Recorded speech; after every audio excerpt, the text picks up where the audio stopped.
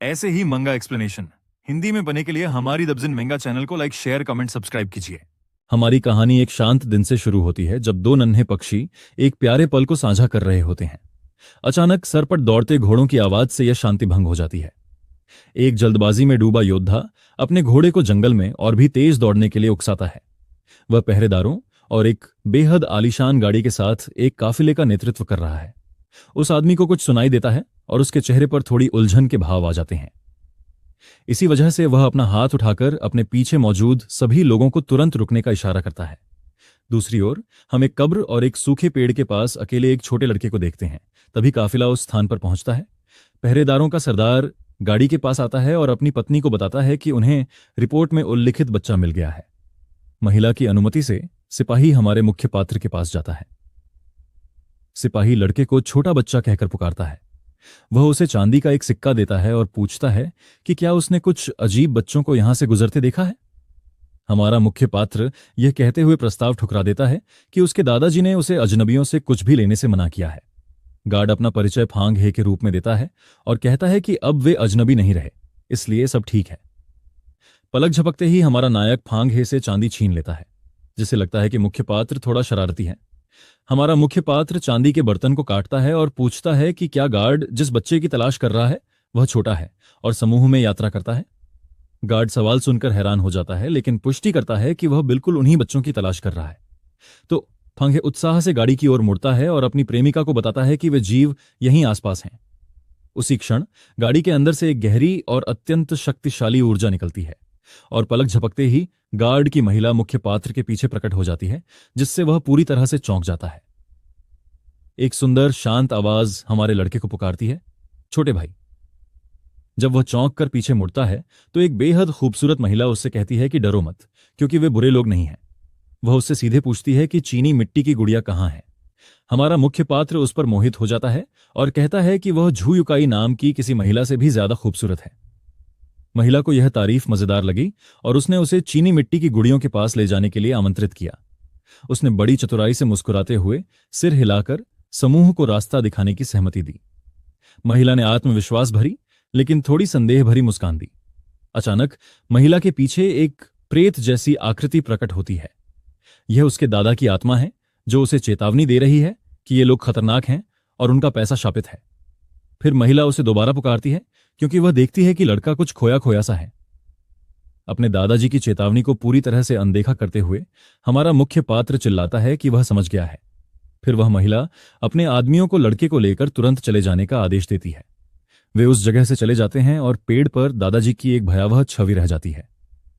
आत्मा को आश्चर्य होता है कि क्या शियाओशी इन लोगों का सामना कर पाएगा।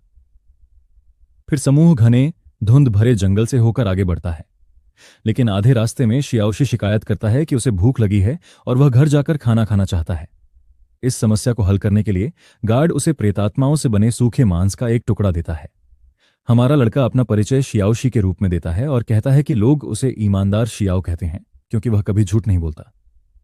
शियाओशी भोजन के लिए धन्यवाद देता है और खुशी खुशी आगे बढ़कर रास्ता दिखाने लगता है। फेंखे अपनी प्रेमिका से बात करता है और उसे पता चलता है कि शियाओशी वास्तव में एक साधक है। प्रेमिका आश्चर्यचकित हो जाती है क्योंकि वह महज 10 साल की उम्र में दिव्य भ्रूण स्तर का प्रतिभाशाली व्यक्ति है। वह रक्षक से पूछती है कि क्या वह अपने देखे हुए पर यकीन रखता है, और फेंखे इसकी पुष्टि करता है। लेकिन गौर से देखने पर उसे पता चलता है कि उसका आध्यात्मिक स्थान अंदर से खाली है। फेंखे समझाता है कि किसी कबीले ने लड़के का दिव्य भ्रूण चुरा लिया होगा। महिला समझ जाती है और सोचती है कि शक्ति छिन जाने के बाद भी उसका जीवित रहना एक चमत्कार है। हमारे मुख्य पात्र के चारों ओर की नीली चमक गायब हो जाती है। महिला को ली शियाओटिंग नाम के एक व्यक्ति का ऐसा ही मामला याद आता है, जो अचानक कहीं से शक्तिशाली हो गया था। गार्ड कहता है कि ली परिवार बहुत शक्तिशाली है और यह उनकी समस्या नहीं है। तो उस महिला ने दयावश हमारे लड़के की थोड़ी मदद करने का फैसला किया। इस मदद का मतलब था उसे और उसके पूरे गांव को नक्शे से मिटा देना, ताकि कोई भी जानकारी लीक ना हो सके। सचमुच शियाओशी ने ऊबते हुए एक लंबी आह भरी। उसे अपने गुरु से मिली एक सीख याद आई कि बुराई को वंशज छोड़ने की अनुमति नहीं दी जानी चाहिए। इस याद के साथ ही उसके चेहरे पर एक भयावह मुस्कान आ गई। वह मन ही मन सोचता है कि बुराई को जड़ से उखाड़ फेंकना सिखाने वाला उसका गुरु वाकई प्रतिभाशाली है। फिर श्याओशी समूह को नदी और पहाड़ों से भरे एक सुंदर परिदृश्य की ओर ले जाता है। नदी के स्वच्छ जल में कई मछलियां शांतिपूर्वक तैर रही हैं। अचानक एक हाथ पानी में डूबता है, मानो मछली पकड़ने की कोशिश कर रहा हो, और पता चलता है कि चीनी मिट्टी की गुड़िया असल में नदी में मछली पकड़ रहे छोटे जीव हैं। कारवां लंबी घास और पेड़ों के पीछे छिप जाता है। वहां से वे छोटी छोटी आकृतियों को नदी में खेलते हुए देखते हैं।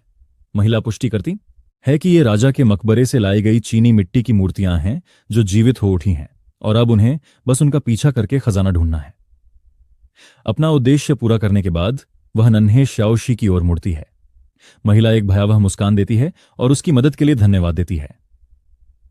वे दोनों छोटी छोटी चीनी मिट्टी की मूर्तियों को खेलते हुए देखते रहते हैं। वह भी एक झाड़ी के पीछे से उन्हें देखती रहती है। लेकिन अचानक जाओशी गलती से एक टहनी पर पैर रख देती है, जिससे आवाज आती है।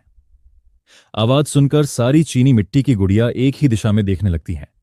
फिर वे नदी के किनारे उस महिला और उसके रक्षकों को देखती हैं, जिससे एक बेहद अजीब स्थिति पैदा हो जाती है। महिला को शर्मिंदगी महसूस होती है और वह सोचती है कि क्या उसे इस स्थिति में कुछ कहना चाहिए। लगभग तुरंत ही वे दोनों घबराकर भागने लगते हैं। यह देखकर बाकी सब लोग हंगामा करने लगते हैं। वह महिला उनकी प्रतिक्रिया से बेहद क्रोधित है और सोचती है कि क्या वह सच में इतनी डरावनी है। फिर वह अपने आदमियों को चीनी मिट्टी की मूर्तियों का पीछा करने और उन्हें नजरों से ओझल न होने देने का आदेश देती है। बिना समय बर्बाद किए पहरेदार उन छोटी छोटी आकृतियों का पीछा करना शुरू कर देते हैं। चीनी मिट्टी की मूर्तियां बहुत तेजी से दौड़ती हैं और उन्हें चकमा देने के लिए जंगल में बिखर जाती हैं। फांगी उन जीवों की चालाकी से नाराज हो जाता है, क्योंकि वे जानबूझकर अलग अलग हो जाते हैं। वह अपनी पत्नी से शांत रहने और उनके द्वारा चिह्नित मुख्य लक्ष्य का पीछा करने के लिए कहता है। इसलिए वे लोग जंगल में चीनी मिट्टी की बनी मूर्तियों में से एक का पीछा करने पर ध्यान केंद्रित करते हैं। वे घने धुंध भरे जंगल में दौड़ते रहते हैं, जो और भी बदतर होता जाता है। विशालकाय पेड़ों के साथ यह और भी अजीब होता जाता है। अचानक गार्ड और महिला रुक जाते हैं। फांगी शिकायत करता है कि लक्ष्य बहुत तेज था, इसलिए वे उसे खो बैठे। महिला को सब कुछ अजीब लगता है और वह देखती है कि पेड़ और घास बहुत बढ़ गए हैं। वह यह भी सोचती है कि अचानक एक छोटी सी धारा इतनी बड़ी नदी जैसी क्यों दिखने लगी है। डरे हुए चेहरे के साथ उसे आखिरकार समझ आता है कि क्या हो रहा है।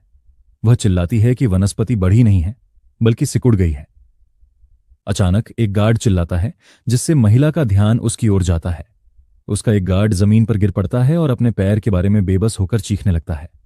उसके घाव से खून नहीं बह रहा है और वह टूटे हुए चीनी मिट्टी के बर्तन जैसा लग रहा है। फांग यी अपनी प्रेमिका को हैरानी से देखता है। फिर वह अपने शरीर को देखती है और पाती है कि वह भी चीनी मिट्टी में बदल गई है।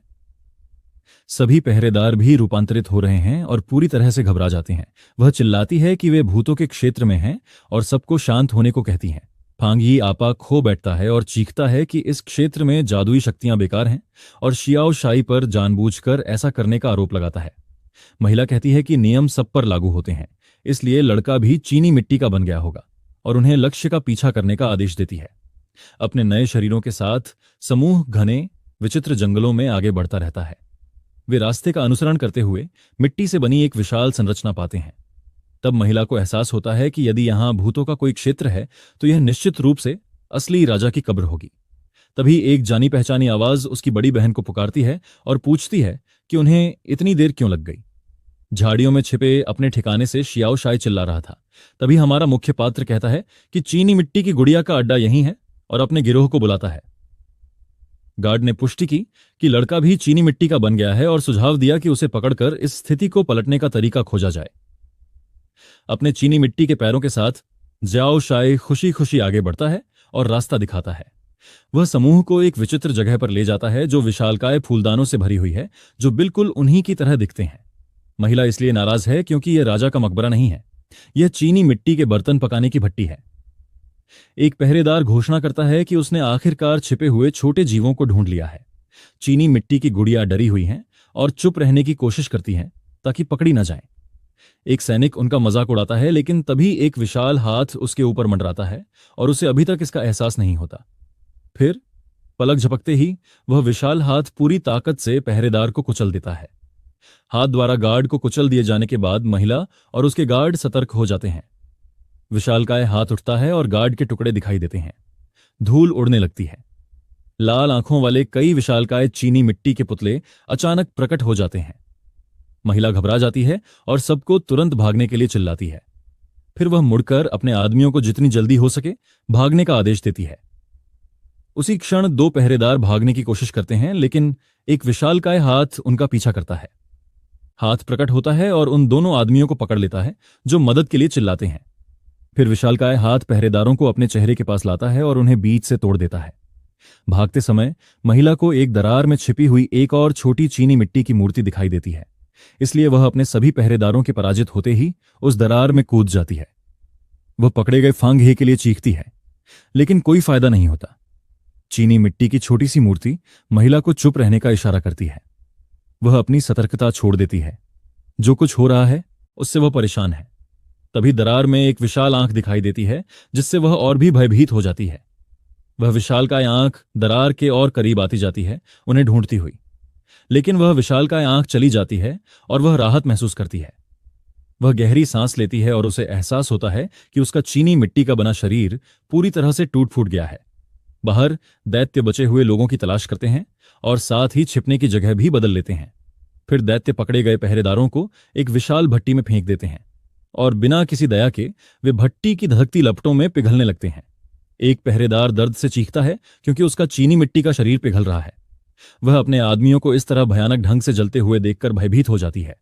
वह विलाप करती है कि ज़ियाओ परिवार के उसके साथी इतनी सड़ी हुई जगह में अपनी जान गंवा रहे हैं।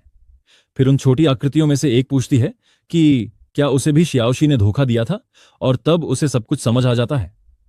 उनमें से एक गुस्से में आ जाती है, हमारे मुख्य पात्र को कोसते हुए उसे बेशर्म खलनायक कहती हैं। एक बूढ़ा आदमी बताता है कि 2 साल से वह लड़का लोगों को चीनी मिट्टी की मूर्तियां बनाने का झांसा दे रहा है। समय बीतने के साथ उनका रूप गुड़ियों जैसा हो गया और उन्हें नहीं पता कि वे कभी पहले जैसी हो पाएंगी या नहीं।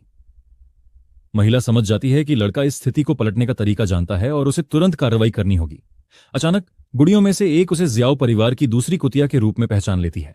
गुड़िया अपना परिचय ली शून्य के रूप में देती है और कहती है कि वह मिस जियाओ से कई साल पहले मिली थी। कुछ देर बाद कई अन्य लोग भी औपचारिक रूप से उस महिला से अपना परिचय देते हैं।